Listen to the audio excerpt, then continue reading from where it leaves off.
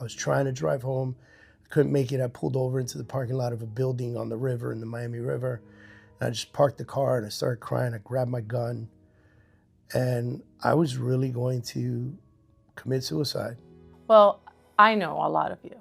A lot of people don't. And I feel like there's so much of you that the world needs to know. The child, David the child. Did he always want to be an entrepreneur? No. So I didn't necessarily fit in my neighborhood, and that was a constant battle. Being able to prove that I belonged to a neighborhood that didn't want me. And I knew I wanted to make money. I didn't want to be broke. I didn't want to be on welfare. I didn't want to stand on the cheese line. I didn't want my kids to have to go through that. I got into a little fight. I woke up in the hospital with boot prints in my face and my head. Did you want to go to the military? How did you end up there? What prompted you to go to the military? Necessity. I got caught and I got locked up for a weekend and whatever. There was food in the jail, so we had nothing. We had a couch, no chairs, no dining table. We barely had Pampers for the baby. Every penny went to the baby. We had a mattress on the floor.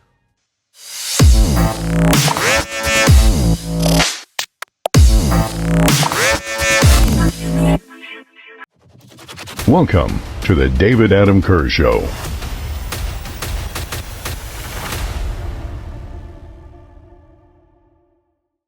Welcome. Today, I am going to be interviewing David Adam Kurz. This is a segment interview with Jenn that you're going to find at Jenn's on the Reel. And we're doing a collaboration with David Adam Kurz today, his podcast. And I'm actually a little nervous and excited. I don't know if you noticed. But we're going to dive in a little deeper on who is David Kurz, why is David Kurz, and we're hoping to provide you with a more honest and genuine approach at an individual that is an entrepreneur, an author, a son, a parent, a husband, and how are you feeling? I'm going to segue this. I think it's important for people to know that I have no idea what's going to be asked in this interview. And so this is completely unscripted.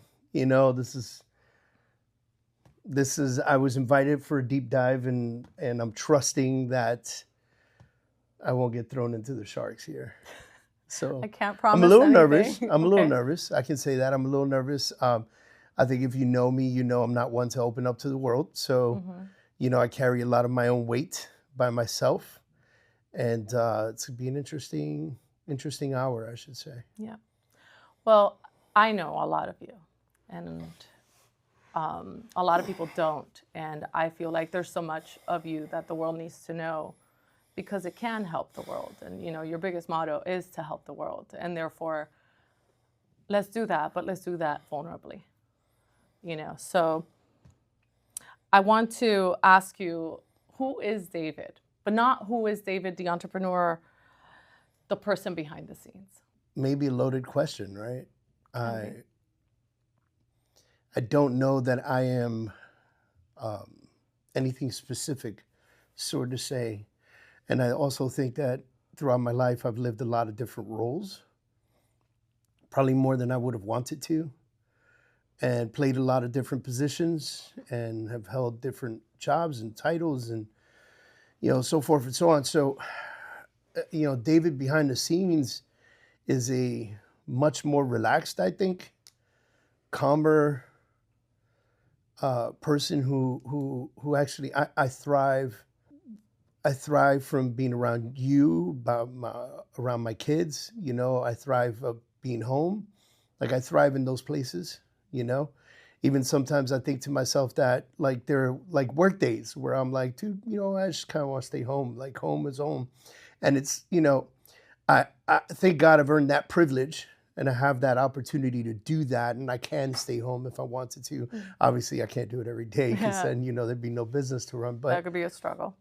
But I think I'm I care about people. I care about my environment. But I think now, at my age, which, you know, I just turned 49 years old. I'm almost like half a century year old, right? And so uh, I think at this age, you know, you start to realize and recognize a lot of stuff and really what's important in life. And I get my energy from seeing my kids thrive and seeing you thrive and seeing what we've built together. Like, that's where my energy's at, you know? I Okay. like a good scotch. I like a good cigar. Um, I like to chill, you know? Yeah. I want to Uh, touch on, so this is who you are at the moment. I want to go back in time and I want to touch on the child, David the child. what about that guy? Did did he always want to be an entrepreneur? No, I didn't know what being an entrepreneur meant. Um, my upbringing, thankfully, because I had a very strong mom, I had a strong household. But I grew up in the Bronx. You know, I grew up in what you would consider to be the hood. Um, and the majority of my neighborhood was Latinos. We were Puerto Ricans and Dominicans for the most part in my area. And that's how I grew up. And when you grow up like that, the choices don't seem tangible, you know? You know, there's plenty of drugs going around. You know, there's plenty of hanging out happening. You know, thankfully, I don't think me or any of the guys in my building that I grew up with ended up down those roads, you know? What did you end up doing? Like, Um, who were you then? you know, I used to hang out with my friends a lot, honestly, like in the Bronx. Let's just talk the Bronx in general, because we ended up leaving the Bronx when I was in my last year of junior high school. I was about to head into high school. And I just hung out with my friends in the building. My mom was really strict, you know, so there was no street life. You know, I didn't like I had to fend for myself on the streets the way I was taught. Um, you know, I grew up with a stepfather, but I can't say he was a super father figure in the sense that he would like teach me how to, you know, handle the streets. I learned that on my own. Um, you know, so those struggles were for me to earn on my own. And, you know, in my childhood, in those days, you know, we used to walk far to school and take trains and buses by ourselves. And occasionally you ran into problems. Somebody wanted to steal your sneakers, somebody wanted to steal your hat, you know, so you had to be different people all the time. You know, I was one kid when I was home. I was another kid when I was at a friend's house. I was another kid when I played outside. Did you feel Um, different? Did you feel like you belonged in that neighborhood? no, uh, for a multitude of reasons, I think. Um, my mom was a school teacher, so my mom was educated. Most of the parents weren't, and a lot of blue collar workers, you know, and and low income workers. And you know, my mom was a teacher, so she was educated, but she was a low income worker, you know. But I'm very white, as you can see, and so I didn't necessarily fit in my neighborhood, you know, and that was a constant battle, you know, being able to prove that I belonged to a neighborhood that didn't want me.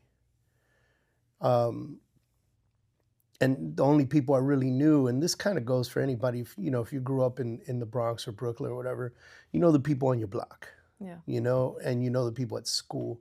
That's about it. Like, you know, that's enough people, by the way. Like, you don't need to go to multiple blocks to have multiple friends. Like, you got your people on your block, and that's who you look out for. And, you know, blocks were sacred, you know, like if somebody weird was walking down your block, you'd be looking at them like, who's this, you know? That's interesting. It's a completely different concept to, I would say, how even I grew up. You know, I was more in like the suburbs, you know, so I cannot even imagine having to stick around in a specific block and be afraid of kind of like of being out. Sometimes I was pretty free, you know. Yeah. What was your dream back then? What did you What do you dream of? mean? Like, who did young David dream to be? So knowing that we didn't have a lot of options, but I knew that I always knew that I wanted out, and I knew I wanted to make money. I didn't want to be broke. I didn't want to be on welfare. I didn't want to stand on the cheese line. I didn't, you know, I didn't want my kids to have to go through that. I also didn't want, like I thought about this very early on. I didn't want to have a family in that environment. I hated it, so why would I put my kids through that, right? Yeah. And so I knew I wanted to do something bigger and better. The one thing that really stuck out for me was to be an attorney. I wanted to be an attorney, you know. But that's what you see, like you don't really see other opportunities. You see attorneys, doctors, right? Like, you know, you don't know that business owners actually make money, because only business owners I really knew was El Carnicero and, like, you know, the vegetable shops. guy and all the small shops that we used to have back in the day, you know, and I'm sure they made decent money, but I didn't equate it that way. Like, I looked at them as if they worked for somebody else, or it was a bigger conglomerate, but all these people were hustling their own shops. And so the way the brain operated back then was making money meant, you know, going to school and becoming an attorney or becoming a doctor or something like that. And I think I may have mentioned once to my mom that I was going to grow up to be an attorney, and that like stuck with her. And she always used to say, "My son's going to be an attorney. My son's going to be an attorney." And How come you I didn't? guess the path was. How come you didn't become an attorney? You know, it was a series of events, a series of events that kind of became like the domino fall. You know, my mom and my stepfather divorced when I was headed into 8th grade. I believe it was 8th grade, 8th or 9th, I can't remember. At that time, I was at a higher end public school. So my mom was a teacher, so she could pick what school in the Bronx she wanted to put me in. And so I went to a school called Riverdale Junior High School 141. Okay. It was in a prominent Jewish neighborhood. You know, it was a good school, you know. And she didn't let me go to the school right up the street, or she didn't let me. No, it was not close. Like, to get to junior high school 141, I used to take a train and 2 buses to get there. Like, and That's a lot. like, yeah, I hated that. How old were you? I mean, how old are you when you're an 8th grader? You know, 14, 15, something like that. Or even lower, like you know, 13, probably 12, 13, something like that. And my last year there, it was on the final day of school whether you find out if you make it to the academy or not. And this school had an academy for the last year. And I think it was the 8th grade academy. And if you went to the 8th grade academy, you were pretty much a shoo-in for any high school you wanted to go to. Okay. And so my goal was to go to Bronx Science.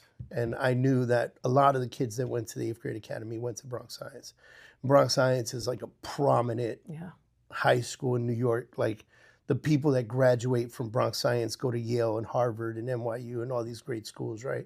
And so in my brain, I was like, this is it. Like, I'm going to be the bomb attorney or whatever it is that I ended up becoming, right? Because let's face it, I could have gone to Bronx Science and fell in love with science. I don't know, right? And maybe that led me to, I don't know, doctor or chemistry or something like that. And that was the year that my mom pulled me out of New York and brought me to South Florida. And not only did she bring me to South Florida, but she thought she was doing the right thing by moving into the same building as her sister, which ended up putting me at one of the shittiest schools that you could be in Miami. I think I was here for like 2 weeks before I got jumped by a Haitian gang. You know, and I just absolutely hated South Florida. I despised it. I missed New York, even though I had my struggles in New York, but I missed it because it was home. Like, that's where I grew up, and I hated being here. And I did 9th and 10th grade here. Then I went between 10th and 11th grade. I went to New York for the summer. I used to go every summer, and Hurricane Andrew came and hit and destroyed our house, destroyed everything. And my mom had moved into a FEMA trailer, and that opened up the door for me to stay in New York. So I stayed in New York for 11th grade, and then I got into... But you didn't go to the school that it was impossible. Like, I ended up going to Roosevelt High School in the Bronx, which was across the street from Fordham U. And that was like leaving the country every day, going through TSA. Like, we had, like, before there was a TSA, there was Roosevelt High School, you know, and Rose had the little belt that you put your book bag in, and you had to walk through a metal detector, and you couldn't carry a. Back then it was a beeper, right? I couldn't have my beeper on me. You can't have weapons, nothing, So it was a nightmare. Honestly, and I'll be honest with you, I did not look at it as a nightmare at the time. Now I look back and I go, what the, Yeah. But at the time I was just happy to be home. Like I didn't give a crap. I was Yeah. home, and my mom was in Florida and I was there and I was thriving. I went through 11th grade like it was nothing. It was amazing. And then I ended up having to come back home for my senior year. I got into a little fight and Okay. and I fight? woke up in the hospital with like boot prints in my face and my head, and I got jumped by a local gang. Oh, wow. I chose the wrong girl, and and it's a long story, but anyway, after that little hospital visit, my mom was like, "You're coming back to Florida," and I So was like, "Why? I'm getting jumped to Florida too." Like, you know what I mean? But I think for my own safety, it was probably a smart thing to Yeah. do. And I did senior year here, back to hating South Florida, and that just kind of led me to the ultimatum. Like school started to feel further and further and further away. Like university started to evade me. Yeah. I hated being in school. I was just going to ask, You did you know, feel like you were at least in any direction to try to aim at that dream? I mean, I think between 8th and 12th grade, I went to North Miami Middle, then I went to Miami Middle, then I went to Miami High, then I went to Homestead Senior High, and then I went to Roosevelt, New York, and then I went to South Day Senior High School. So I went to 6 schools Yeah. in 4.5 years, That's crazy. right? And so, Talk about adjustments. yeah, but I think not great when you're going through it. Made Did me you capable of graduate adjusting high easier. school I a did. regular way, or? I went to South Day Senior High School. Mm-hmm. I dropped out of high school in my senior year because I only needed a credit and a half to graduate. And I was in school all day for no reason.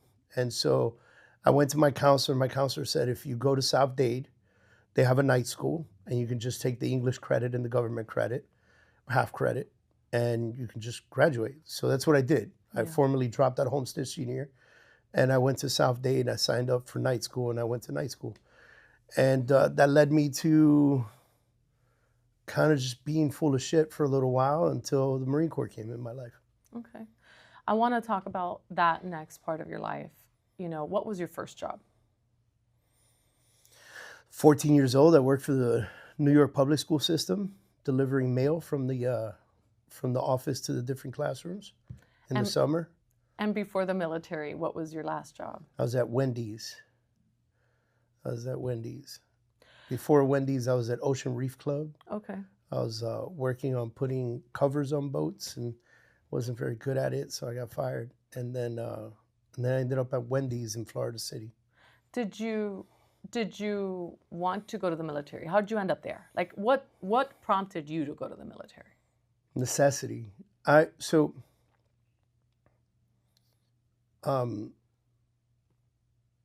friend Sergio, one of my best friends in the whole world, I was living with him at the time. I'd been kicked out of my house. My car got taken away. Like, my mom was tough. And so I was depending on Sergio to help me get to work in school. He had a car, obviously. And I was living with him at his house. His parents had rented us their house. So I was living with him and his brother and his brother's wife. And, it was a bunch of us in the house.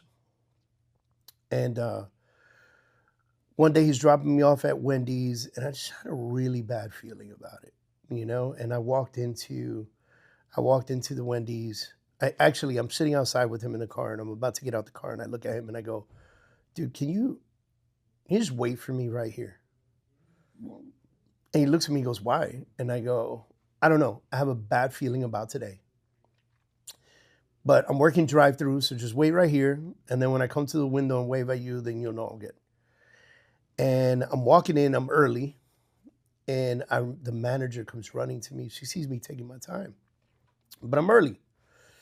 And she comes running to me, don't you see we're busy? What the hell, this and that? And I'm like, dude, it's not even time for me to clock in yet, And she starts yelling at me and yelling at me and yelling at me. And I look at her like she's out of her fucking mind. And and I grabbed my headset and everything and I put it down on the counter. And I looked at her, I was like, lady, this is Wendy's. Like, chill. Like, I go next door and work at Burger King. Like, are you kidding me right now? Like, you don't talk to me that way. You were done. I was done. Yeah. You know? And I went outside and I get in the car. Sergio looks at me, he's like, what just happened? I go, I don't know, bro, but let's go. And right across the street from that Wendy's, not right across the street, but across the street a little further up, right next to the entrance of the highway, there's a little shopping center called Florida Keys Outlets Mall. It's been there a long time. It's an outdoor mall. They have outlet stores like Nike and stuff like that, you know. And I said, let's just go walk around the mall. And we didn't have any money. Like, we're dead broke, you know. I mean, I actually got arrested for stealing food from a supermarket, right? Like, we were broke. What did you steal? Hamburger meat. Yeah. Interesting. Yeah, it was very interesting. I was named the Hamburglar after that for a little while by all my friends, but yeah. You got caught. And then I got caught, and I got locked up for a weekend and whatever. But there was food in the jail, so you were it was okay. good. Yeah. They had cheese sandwiches and water. And we went to the mall. We're walking up and down the mall, and we're just window shopping, but really not window shopping. We're just kind of talking to each other. And like, you know, I remember thinking to myself, like, this is it. Like, this is who I am, you know? Like, I'm going to be that guy. That's crazy. You Yeah. go from almost going into the best school Yeah. to being like a dream to be an attorney to just... You know, I think that the dominoes Massive end up downfall. falling in place. And if you're not skilled to navigate through life takes control. Okay. And at that, I obviously had zero experience, right? I'm 17, 18 years old. Yeah. You know, so walking and these two Marines walk by opposite. They just kind of cross us. And I didn't know anything about the military. I thought everybody was G.I. Joe. Like, I had no idea what the military was about, you know? I just knew we had one. Yeah. And wars happened, right? And it was cool. But Sergio's stepfather was a military guy, Vietnam veteran. Nice. And I remember we used to talk about that all the time because his stepfather did. Bernie had PTSD really bad from Vietnam. And so we used to chat about it every once in a while.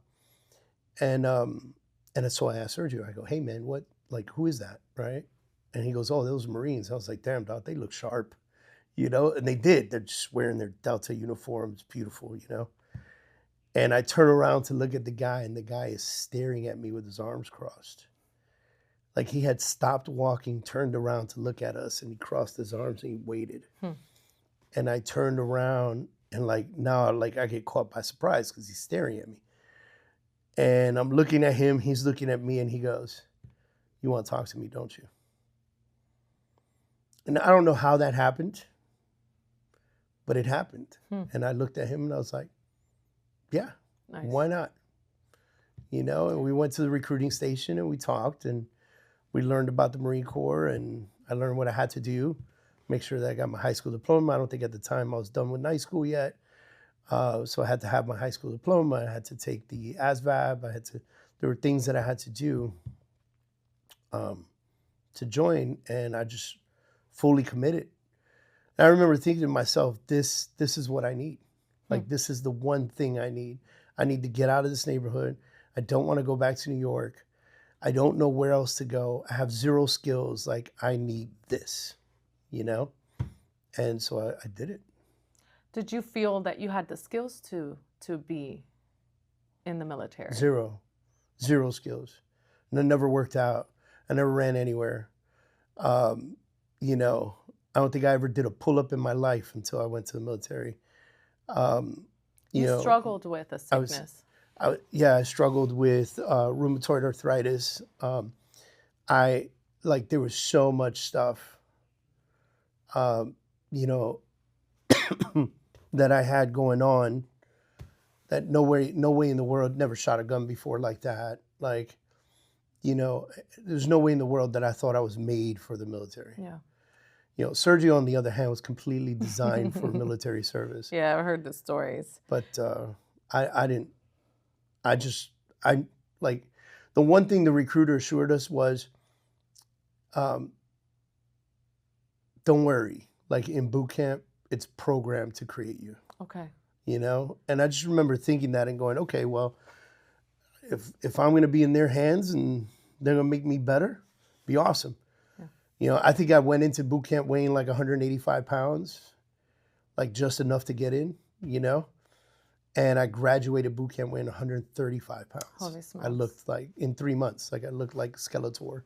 It was a bag of bones, Now, I want to dive deeper into your military experience, because I feel like that has created who you are and the way you go about things. And I know you had struggles in the military as well, financial struggles in the military.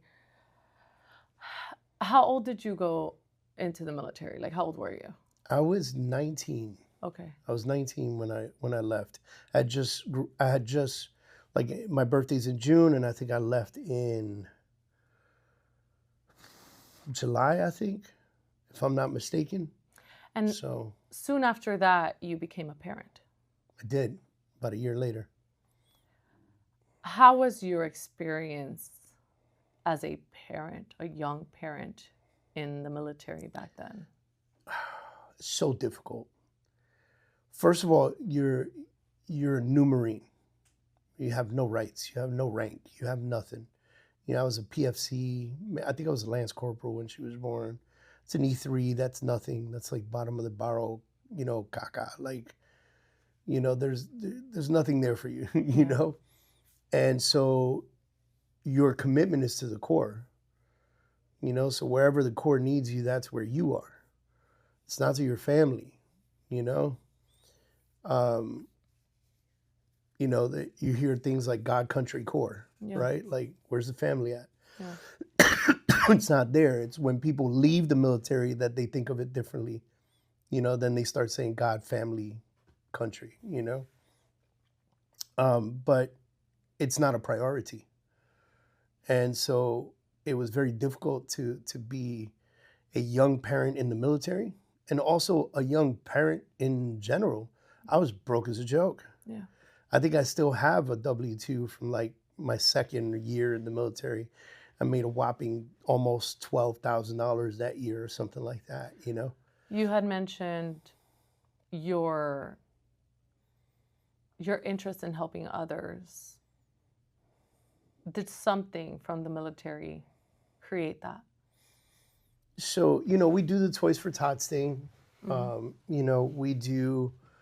We're always working on helping, like we have the charity events that we do. We're always working on helping somebody else. And I think a lot of that stems from growing up with no money, to being a young parent with no money, to being who we are today, right? Which is a big difference than anything I've ever lived in my life. And when Olivia was born, which is, my oldest, for you guys, my oldest. When Olivia was born, she was born December 8th. And the holidays were right there, We had nothing. We had no tree, no presents. We had a couch, no chairs, no dining table. We had a couple things for the kitchen. We barely had Pampers for the baby. Like every penny went to the baby, like went to Olivia. We had a mattress on the floor. We had some sheets, a couple towels. I think we were sharing a towel, and then the baby had a towel. Oh. We were boiling hot water to have clean water. Like, that was a very difficult time, I remember sitting in my living room in the dark. I can vividly remember this, sitting in my living room in the dark on the couch, Olivia in my arms. I had this little dusty mustache at the time. And I remember my ex-wife, Jeanette, sitting down on the same couch on the other seat. And I remember just thinking to myself, what am I doing here? You know, like why this? And one day I go to work and I'm in the armory. I work inside of an armory, and Master Gunnery Sergeant, who runs the armory, you know, he calls me to the front, which when you're a young Lance Corporal and Master Guns calls you to the front office, you're freaking out, right? Like you're like, bro, why does this guy want to talk to me? You know, like usually messages come down, like shit rolls downhill in the military, right? So, like, you know, if there was something to be said to me, it would have been said to my sergeant, then he would have came and knocked it into my head for me. So But he called me to the front. Yeah. It was unprecedented. He had no reason to call me up there. And I go up there and he says, hey, I need you to report to Headquarters Marine Corps and take this with you. And so I jump in my car at the time. I remember it was a Saturn SL, brand new. It's like $60 a month. And I was struggling to pay that. And it was like, you know, best deal I could get, roll up windows, the whole nine, you know. And I go to Headquarters Marine Corps and I'm looking at the office number and I'm walking to the office number. And I said, hi, you know, I was told to report here. Some ladies are in there and it turns out they're all volunteers, probably spouses. And she goes, yeah, let me see your paper. And she looks at it and she goes, oh, okay, wait right here. She comes back with 2 garbage bags, like those Home Depot black garbage bags. And she hands them to me and she goes, this is for you. Don't open it here. Take it home. Right? So now I'm like, what is this? You know? So I like pick up the bags. They're heavy as hell. And I put them in the car and I drive home and my ex-wife is at the house and say, hey, come help me with these bags, whatever. I bring them in the house and it was the most phenomenal moment I can remember on why the Marine Corps is the Marine Corps. And it was baby clothes, baby bottles.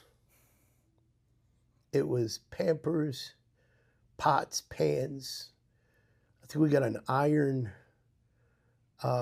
just like necessities to fucking live, to have a baby in the house. Bottle warmer, things that I thought that were out of our reach, you know? And this is anonymous. Nobody knows who's going to give that to you, you know? And to get those, that like changed our whole holiday and it changed our ability to take care of the baby. And That's awesome. all of a sudden things started coming together, you know, just kind of like somebody donates a crib or, you know, a bassinet or something like that. And people come together and start helping you out, you know? And I remember receiving that help. And so now in my life, I feel like I have to give that kind of help. Like I have to, you know? I have to give back to the world because the world gave to me when I needed the most. And that was probably one of the most impactful times of my life because for the first time ever in my life, I'm in charge of feeding another human being. Yeah. You know, like that's, for a young parent, man, that's a lot. That's heavy. Yeah. You know? And so that was, you know, it was impressive. It was emotional. I still get emotional about it, as you can see. My daughter Olivia had,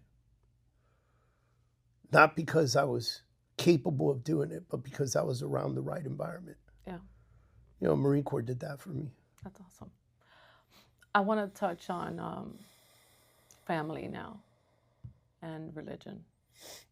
With your family, you had support growing up, I presume, for the most part. But what was your relationship with your mom? I think growing up, I had a good relationship with my mom, but she was very tough. Very tough. I mean, I didn't get grounded for a weekend. I got grounded for like 30 days, you know? I got my ass whooped when I needed it. You know, I'm okay with that. Like even till today, you know, none of that stuff bothers me. But I think she took away a lot of my childhood. So there's some good and bad and ugly, and I don't blame her. You know, she was a young parent herself. Yeah. You know, I think she had me when she was 20 or 21. Yeah. You know, what does she know? She's trying to raise a man in the Bronx. You know. Did you have a man in your life? I had my stepfather. But my stepfather was like, he's like the sweetest guy in the world, but he is old school. You know, he woke up really early, went to work, worked all day, came back from work, he took a shower, he put on his little wife beater and his little cargo shorts, he came out to eat, and he went to bed. You know, and occasionally on the weekends we would hang out. You know, he'd take me out to throw a baseball around or shoot some hoops. You know, he used to drive me all the way to New Jersey to do that because he wouldn't take me to any of the parks in the Bronx. What about your biological dad? He wasn't around. He wasn't around. I found out who my biological father was when I was 28 years old, and I met him when I was 29 years old. Did you feel like you missed who your biological dad was when you were younger? Yeah, 100%. I mean, I cry about it. You can't be a young man and understand why your father is not around. It's very difficult. It makes you angry. It makes you bitter.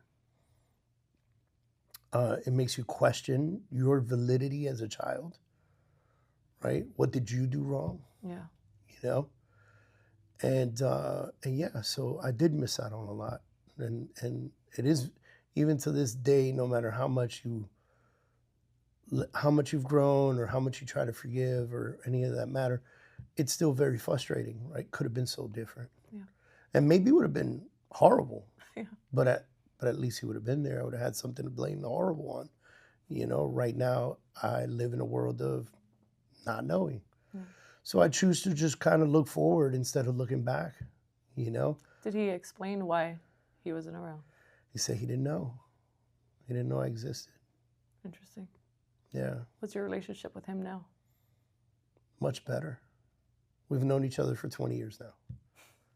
Right? Yeah. I'm 49 years old. We've known each other for 20 years. We've had our ups and downs. You know, we've had our trying to figure out what this relationship is supposed to be. You know, because you can't be told that you have a son and he's 29 years old already and try to become the instant father. It's impossible because you're not trusted yet. You could come from a good place. It's irrelevant. Doesn't matter, you know? Yeah. And so because of that, you know, I know him and I had some like hiccups, you know? We had some tough times and we had some hiccups and we had some trying to understand what this relationship really was. And yeah, I think for the most part, we figured it out the best way we could. We figured it out. And now we have a relationship, you know? Right now, you're Jewish and your father's Jewish. Mm-hmm. Was that the reason why you became Jewish? Yeah, huge part. I mean, I don't want to say he's the reason. I want to say I'm the reason I became Jewish. Or started to focus on it because let's face it, bloodline, I'm Jewish, right? Yeah. Like, so I am Jewish. But the reason I started to commit to Judaism had everything to do with me. But without him, I wouldn't have known it existed that way. So he played an instrumental part in helping me realize my faith, you know, by going to his house for Passover, yeah, or spending, you know, Hanukkah with him, or, you know, those holidays and understanding them. And him, you know, my dad is a storyteller, you know. Like you? Yeah. And so, you know, he likes to explain and I like to listen. Yeah. You know, and I like to know about it. And I think prior to him, I didn't have much faith. I lost faith. Why'd I you lose lost faith? faith. I lost faith when I was in the Marine Corps. I lost faith with losing people. I lost faith in this world when you see things the way you see them when you're, from the eyes of which people only watch on the news. Um, one or two things happens to military members. They either A, lose faith and just kind of go on with life, or B, become extra focused on faith. Like they become extra, like they're looking for it. I need this because if not, shit's gonna go wrong, right? I went the agnostic way. I just kind of fell into a position where I decided I wasn't gonna follow a religion. I went to Catholic school when I was a kid. Elementary school was Catholic school. My mom became a Christian, so followed the Christian for a little bit. Then eventually I was just like, why? I don't, you hear me say this a lot, like, be the lion, not the sheep, Mm-hmm. And I felt like a sheep always following around these churches and like doing what they say you got to do and singing when they sing and like, praising the way they praise. And I didn't like that at all. So I just kind of decided I'm going to believe in God, believe that there's something bigger and stronger and in charge. But I'm not going to follow any faith. I'm not going to. So it wasn't. I'm not going to fall into the trap of anything. It wasn't anything that happened to you in the military or anything like that. Yes and no. Do you have PTSD? I do. I do. How does it affect you? I don't sleep well. A lot of nightmares. Have anxiety. Take a lot of medications. I lost faith for a very long time. Had trouble with relationships, people, environments. I don't like being in crowded places. I don't like loud noises. I can't even hear that well, and I don't like loud noises, So it affects me on a daily basis. You said you had trouble with relationships. I do know you had multiple relationships. Mm-hmm. Why do you think that was? They say 3's a charm, but I believe in lucky number 4. I think I kept choosing people for the wrong reasons to be in my life. I think I kept thinking that I needed somebody in my life. Were you searching for something? Partnership, somebody to be there. For a very long time, I didn't like being alone. Now I do. Like now I found peace in being by myself. But for a very long time, I hated being alone. So I wanted somebody to be there. And I think I chose people for the wrong reasons. Now, I want to go back to Judaism. They say, or there's a part of Judaism where, your mom is the one that has to be Jewish and this and that, and you didn't grow up in it. Do you feel like you belong? I do. Yeah. I do. Have you ever felt like listen you don't to that. belong somewhere? I think Judaism has done what most religions have done, where they've created kind of different levels of it, right? Yeah. Like you can be a Reformed Catholic, you can be a conservative Catholic, you can be an Orthodox Catholic, like to the extreme, Mm-hmm. right? Or extremist. Same thing as Muslims, Mm-hmm. right? You can be an extremist, or you could be a moderate, or you could be a conservative, and Jews have really taken that on, realize that the more people become Jewish or are born under the Jewish flag, the more personalities fall into place. And so, of course, we have Orthodox Jews, and we have conservative Jews, and we have Reformed Jews, and we have liberal Jews, and, You would fall under. I think I'm somewhere between conservative and Reformed. Okay. There are certain things that I believe that fall within the Reformed Jew, but there are also other things that I'm hardcore about that are very conservative. What does being Jewish mean to you? Like, why is it even important? It means, man, it's a good question. It means that I have a faith to follow. I like Judaism because there's not a lot of hocus pocus in Judaism. You know, there's no saints and angels and this and that and la la la la la. There's the first 5 books of the Bible that Moses brought down from, you know, from the mountain, and that's it.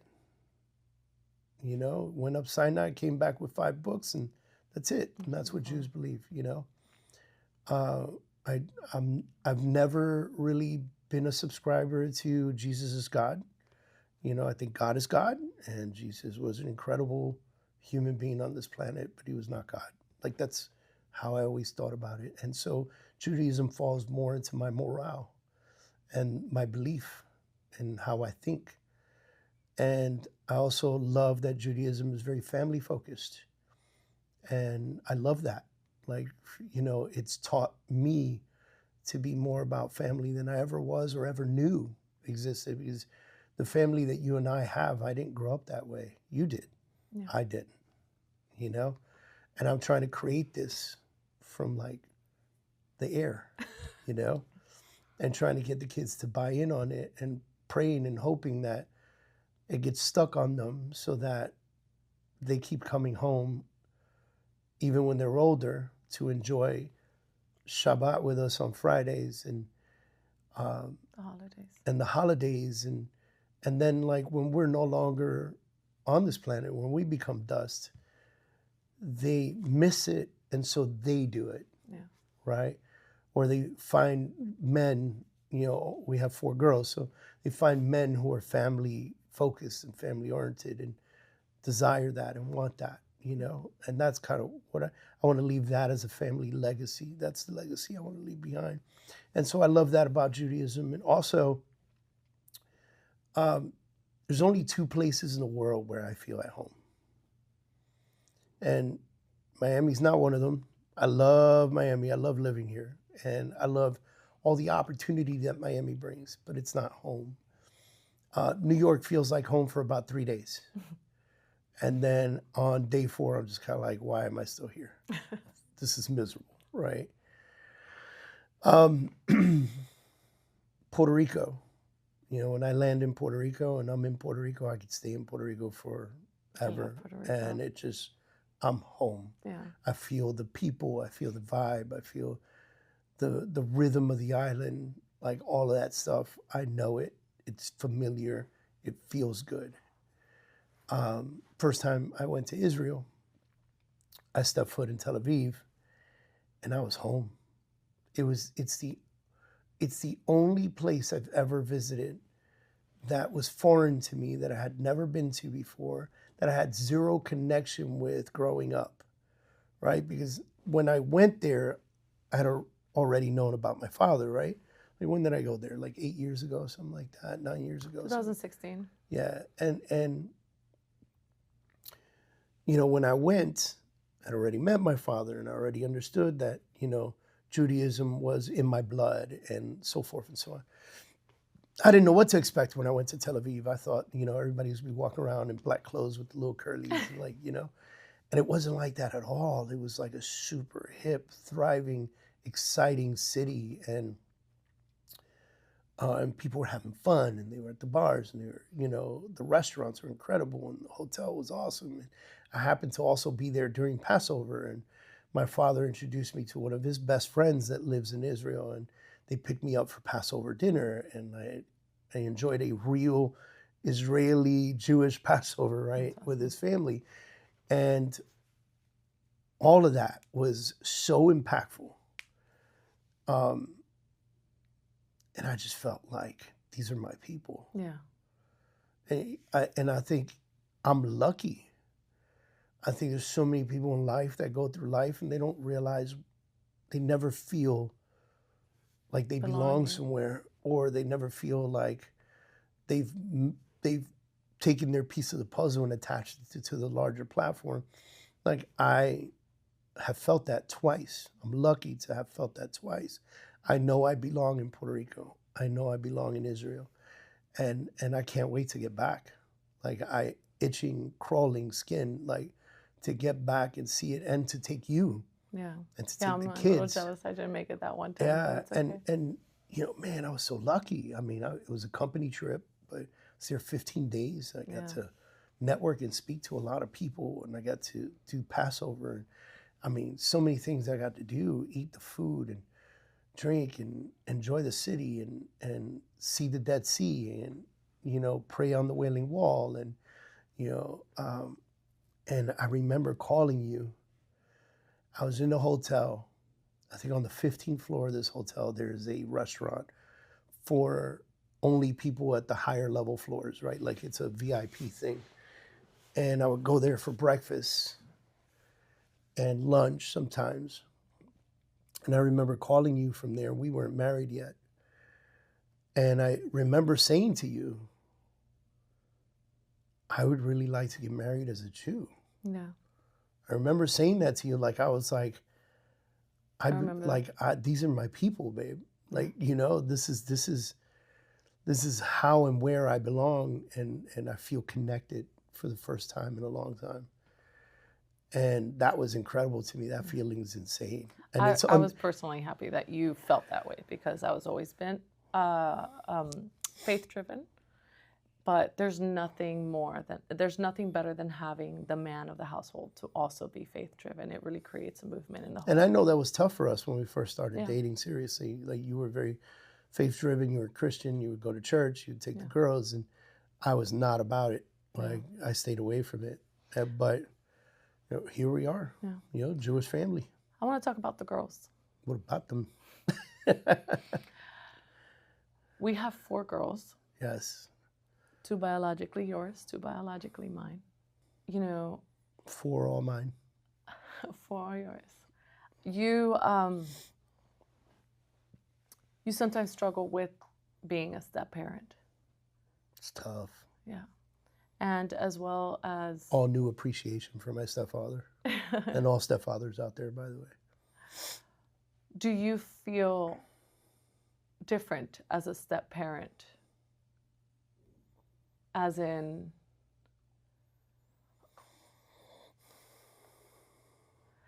I mean, I guess I really don't know how to phrase this. You know, as a step-parent, it's like you're a parent, but you're kind of like on the sideline. You're a parent, but you're not a parent. Yeah. Like, you're just crossing your fingers, hoping that one day you don't hear the words, "You're not my father anyway," right? Yeah. And then there's also, you had your biological daughters, but they also lived away from you. Mm-hmm. Tell me your feelings about you as a parent, from the beginning as a parent to you who you want to be a parent now. I think that's where I struggle the most. Mm-hmm. And I think I do my best now. Mm-hmm. But I struggle with, you know, my biological daughters didn't get a lot of me. They always lived in a different state. So they got summers and they got holidays and things like that. But they didn't get me, like, I wasn't available every other weekend, or one week in, 1 week out, or, you know, hey, Dad, can I come over for the weekend? Like, that just didn't exist, right? Like, it couldn't happen because we were in different states. And I was here in South Florida, and they were wherever they were living, because their mom moved around a lot. And I remember really trying to define who I am here, right? Like, when I had a job, so I was also limited. When I became an entrepreneur, I'm also limited, because now you're working twice as much as you did when you had a job. And people think that when you first become an entrepreneur, you're already thinking that you get to choose your own schedule and things like that. And that's bullshit, right? Like, you're working, instead of 40 hours a week, you're working 100 hours a week, trying to make it happen. Because if you don't make it happen, there's no guaranteed paycheck on the 1st and the 15th of each month. Like, it's just not happening. And they were growing up while I was trying to create that. And so even when they did visit, I had to go to work, or we would take a break and I would over spoil them, right? We would go to Disney, or I would spend a lot of money on them, because I thought that's what I needed to do, because I had limited time with them. So when I had limited time with them, you know, I had to over spoil them. I had to buy them new clothes and buy them new things and, you know, do all this stuff. And that was wrong. That was not the right way to do it, but I didn't know any better, you know? And if you fast forward to today, I have stepdaughters. I have 100% of me. That's something that my kids didn't get. But also they got me in a different phase of my life. You know, I have multiple thriving businesses. Like, yes, I work a lot, but definitely not the way I used to work before. Yes, I travel a lot more, but I'm also in tune and in touch with them. It's much easier now. We text each other, call each other. You know, right now as we're doing this interview, they're in another country, and I chat with them every single day. Yeah. Right? Like, they got a different version of me than my kids were able to get. So it's a struggle because the ones that are mine and should have been the easy shoe-in love bugs, right, grew up with some sort of animosity towards me. And I think that they still hold that animosity. And I know they love me very much, but deep down inside, there's some childhood anger there, you know? And unfortunately, they don't know the truth, the reality, or the whole story. And until they wear my shoes, they'll never understand it. And they'll know. And neither one of them are parents either, so they don't even know what that's like yet. Yeah. You know? And then the little ones who get 100% of me, and I try to show up to every volleyball game and every event and every school situation or whatever I'm in town for and I'm able to go to, which is like 95% of the time, I'm present and able, and I'm fighting to have Friday night dinners with them and, like, you know, communicate with them and talk to them. And, you know, they don't know what it's like to not have me. And they're also still my stepkids. They have a dad, and I'm never going to live up to what their dad is. And, you know, and so it's a consistent trying to make sure I do the best job I can do so that I become an example of relevance in their lives rather than just a stepdad, right? Yeah. So I think stepdads have to work 4 times as hard, Yeah. you know, to be relevant. Step-parents, yeah. You know? You know, in the process of talking about your kids, you mentioned you working really hard and being super busy, and you are so many things right now. You wear so many hats right now. My biggest question to you is, it's a 2-part question. Why real estate, and what did it do for you now? I don't know why real estate. You know, when I got out of the Marine Corps and I went to go visit my cousin Serena, and Serena was living in a fancy building in Miami Beach and driving a BMW or a Mercedes or one of those things. And I remember thinking to myself, wow, like, she's rich, you know, like, you know, I just left the military. Like, you know, none of us were like that in the military, you know, and I come to see her and she's doing great. She's in the mortgage industry and so forth and so on. I was like, yo, I want to do what you're doing. And she looks at me, she goes, mortgage is not for you. She said, you're talkative, you can connect with people, you need to be out and about, become a realtor. And I became a realtor. She was the one that encouraged me to be a realtor. I was working at a company called Corpac Steel Products in Aventura as a job. And I was doing real estate part-time, and a guy named George Waldenberg hired me simply because I was a Marine. He told me in the interview, he goes, you have zero skill for what we're looking for, but I believe and trust that you'll show up every day and do the best you can do based on your Marine Corps history. And I did. I mean, I kicked butt at that job. Like, it was sales, you know? And George and his brother Idel, they ran the company and they taught sales. They taught me sales, right? Like the most basic levels, but it was enough to get work done. And I was making 6 figures, and it was like the most money I'd ever made in my life. And I'm driving a Cadillac, and I'm living in a penthouse, and like the whole 9, you know? And one day the sales manager position opens up because the gentleman that was the sales manager, he just kind of got grandfathered in, like he was their first sales guy. And he was retiring. He was an older guy, and he was like, "Dude, I'm done," you know. And I was like, "I want your office." Right. Yeah, So, yeah. and Moving on. I was a great salesperson. I was probably one of the best ones on the floor, you know. And I say on the floor because Idel and his George, they were the monsters, right? Like been doing this their whole lives. Their father was in the steel business, you know. And I sat with George and I told him I wanted that office, I wanted that position, I wanted to help other people become better. And he said no. He said, "I can't take you off the floor." He said, "First, we're looking for somebody with sales managerial experience. Second, you make too much money on the floor. Like you're going to lose money going into the sales manager position. You know, we're all going to lose money." And I didn't like those answers. That was the day that I realized that there was no opportunity for growth. I was going to be a sales guy forever. And I didn't want that. So when I got back to my cubicle, it instantly started to feel like a coffin. And so I started doing real estate more. And so I lived in Homestead. I worked in Aventura. My drive there was about, you know, anywhere between 60 and 90 minutes, depending on traffic. And so I would leave my house. I would wake up at 4 in the morning, leave my house by 5, be in the gym at 6 in North Miami. Went to the LA Fitness on 163rd, I think it was. And worked out there, took a shower there, got ready for work there, went to the office, did some real estate stuff in the kitchen on my laptop. When it was time to work, I worked. When I had a break, I was doing real estate stuff. When I got off at the end of the day, I would go to the Starbucks in Aventura Mall, not the one at the mall, but there's one in front of it, standalone building. And I would work there as long as I needed to avoid traffic.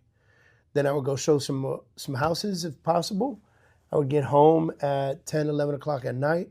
I would do whatever paperwork, marketing, communication, emails that I needed to do that day. Go to sleep around midnight, wake up at 4 o'clock in the morning the next day and do it all over again. Okay. And eventually real estate became the full-time position. It took me 2 months to put 6 figures together. And I was able to leave the job, and I've been in real estate ever since. And I know you went through some struggles, and I believe we only have maybe like 10 more minutes left. You went through some struggles along the way in your real estate career. So I know that you were in real estate, you had your team. Then we had the brokerage. We did that for 3 years. And then there were other transitions. And in that transition, during some of the hardest times of, during COVID, we went through a lawsuit. How was that for you? It was depressing. What did it do to you? It destroyed me mentally, physically, financially. Obviously, you know that. I was having mental breakdowns. I felt like I couldn't take care of my family. And I felt like there was nothing for me to do. And I think because I crashed so hard mentally, I didn't realize that there was other ways I could have made money. Yeah. I probably could have, like, turned back the time, but I wanted to be in my industry. And that lawsuit took me out of our industry. It took me out of real estate. I had an injunction against me for the year. The lawsuit was a complete BS lawsuit. The whole thing was a lie. But that's irrelevant because once you're served, you got to fight it either way. And it was during COVID, so everything took 10 times as long to fight in a court on Zoom. Yeah. And it was tens of thousands of dollars in attorney's fees or hundreds of thousands probably. I'm sure we broke $100,000 in attorney fees. And it was terrible. It was terrible. And I remember even contemplating committing suicide because I thought to myself that if I was out of the picture, then all of this would go away. And I remember leaving the VA hospital once and having a panic attack. And actually, like, I'm Jewish and they don't have a Jewish temple, so I sat in the church in the hospital. And I tried to pray and it wasn't working. And I got in my car and that wasn't working. And I called the suicide hotline and they put me on hold. And And a little miracle happened. I was trying to drive home, couldn't make it. I pulled over into the parking lot of a building on the river, in the Miami River. And I just parked the car and I started crying. I grabbed my gun, and I was really going to commit suicide and be done. And I sent a email. It's like, I think people who want to commit suicide or are attempting to commit suicide really don't want to commit suicide. So they reach out in subtle ways, asking for help without asking for help. Yeah. And I reached out to my VA therapist by email because I knew that she rarely answers emails. And the suicide hotline had put me on hold for so long. By the time they picked up, I didn't want to talk to them anymore. And I sent her an email and I said, hey, I really need help. And I'm sitting in my car, gun in my hand, pissed off at the world, frustrated, angry. And my therapist calls me a minute later. I remember seeing her phone number and name show up on the screen. And I picked up the phone and she goes, what's wrong? And she talked me down. Well, and she got me home. And I remember hyper focusing on trying to get home that day. And then I remember walking into the house. And you didn't really know what was going on, but when you saw me, you gave me a big hug, as you always do. Yeah. And all the pain melted away. And I think that was the first time, not the first time, but I think that was the most prolific time that I realized that you had saved my life. Sorry.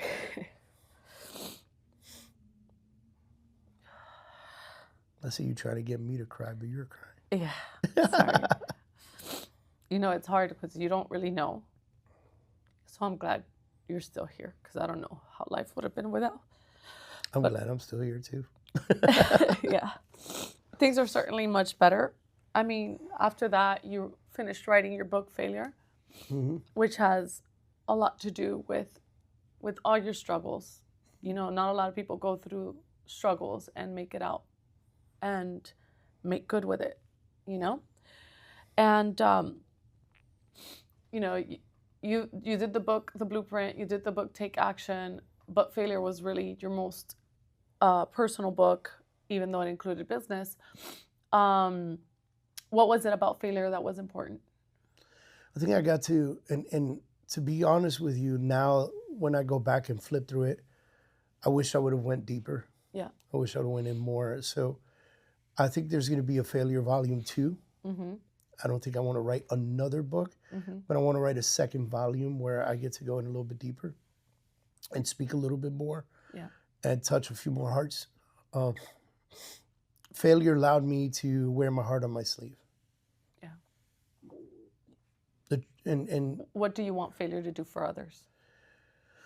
Well, the book is called The Truth About Failure, right? It says it's failure, and it says the truth about failure. And the truth about failure is that it's not existent unless you allow it to become existent. And that's one thing that I've learned in my life, no matter how many problems I've had or what we call hiccups in the book, there's always success on the other side if you just keep going. Yeah. And if I would have committed suicide, that would have been a failure. Yeah. If I had quit on anything that I was working on, that would have been a failure, Yeah. I think I did fail when we were sued and I got pushed out of the business and I didn't know what to do. I think I did fail because I mentally quit. I didn't know what to do. And I know there's a lot to that, and we could talk about that for a much longer time, but ideally what was important is I wish I would have been able to see, like, okay, I can't do this, but let me go do something else. Yeah.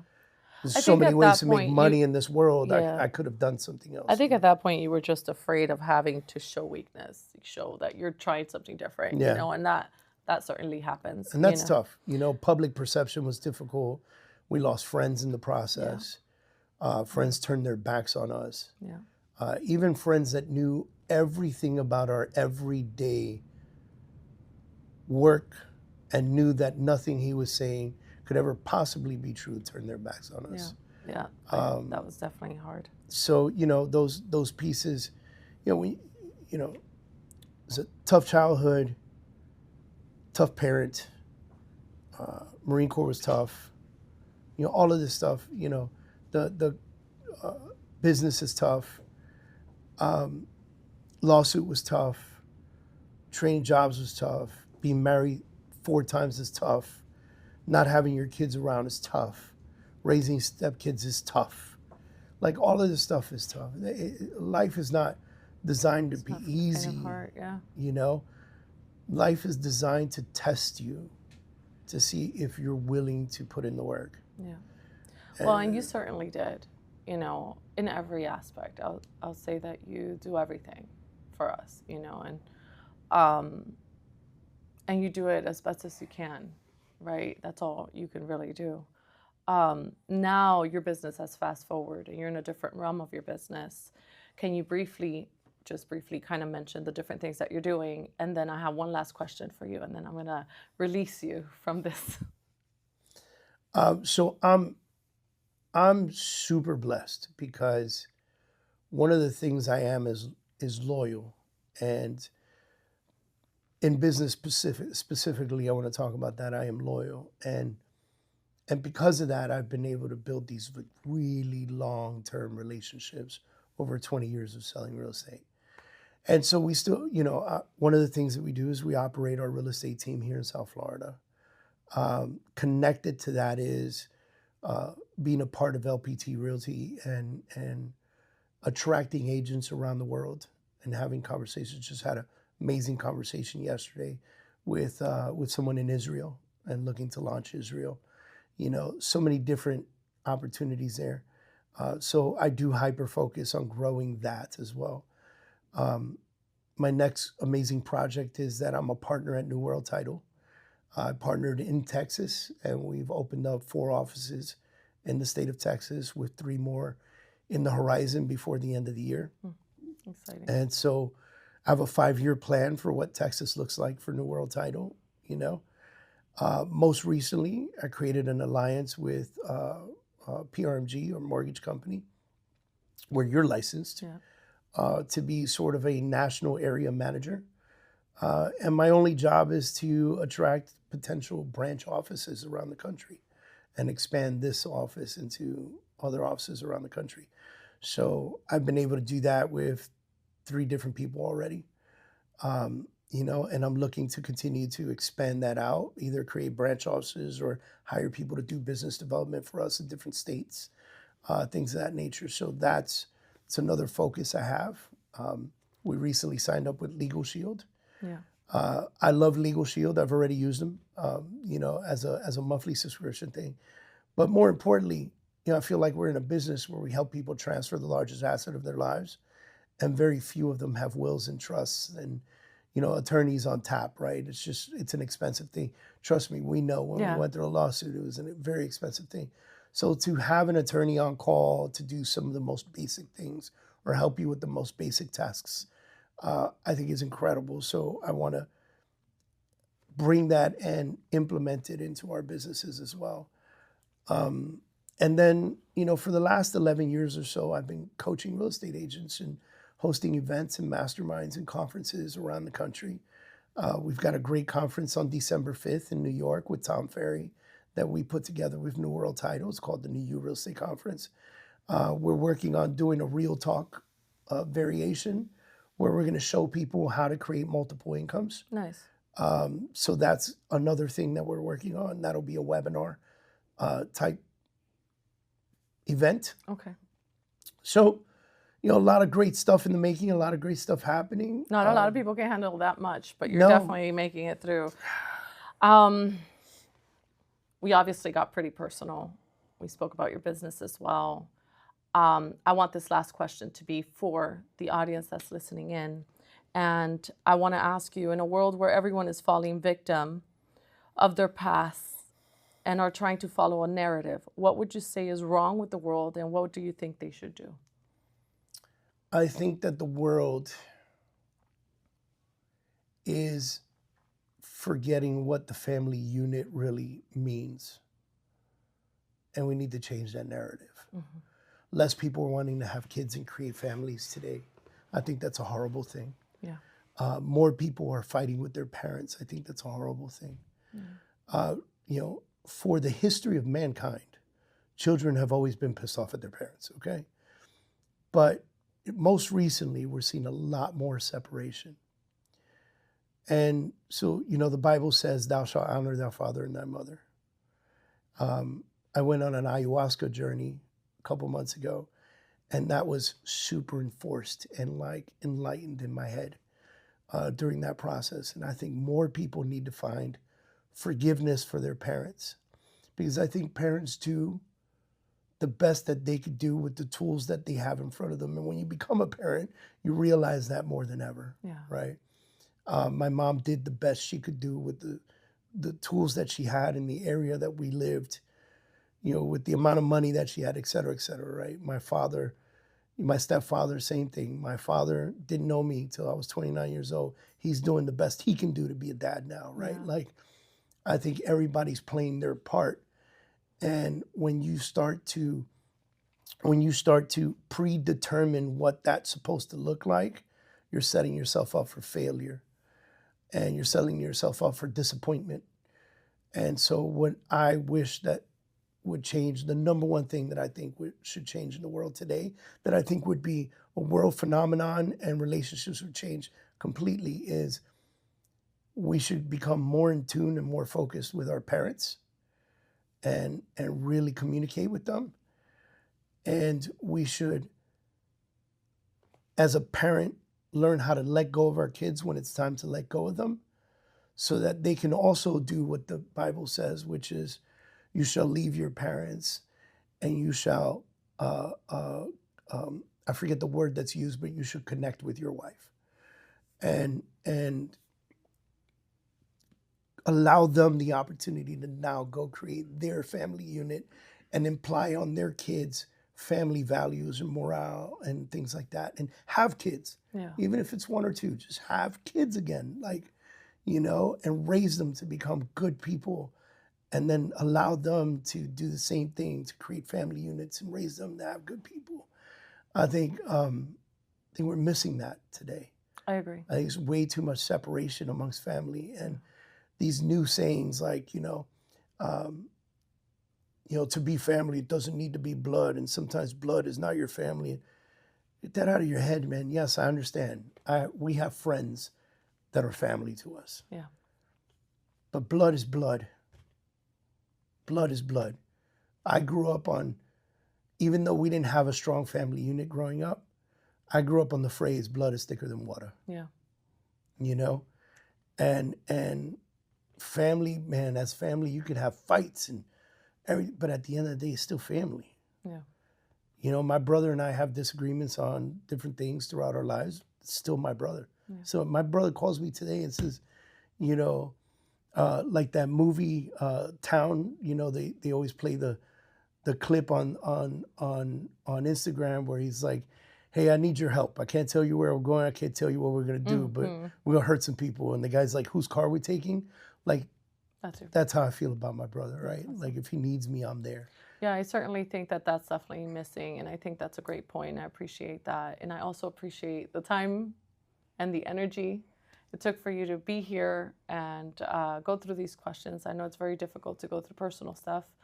I'm honored to be able to do this, to interview my own husband and try to pull out of him more than he's willing to share. And I hope you guys enjoyed it. And if you haven't done so already, please subscribe to Jenn's on the Reel. We'll have more interview segments. And also, please subscribe to David Adam Kurz. This will also air there. And we thank you so much for your time and for watching us this far along. And I hope this was helpful to you. And I'll see you next time. Thank you.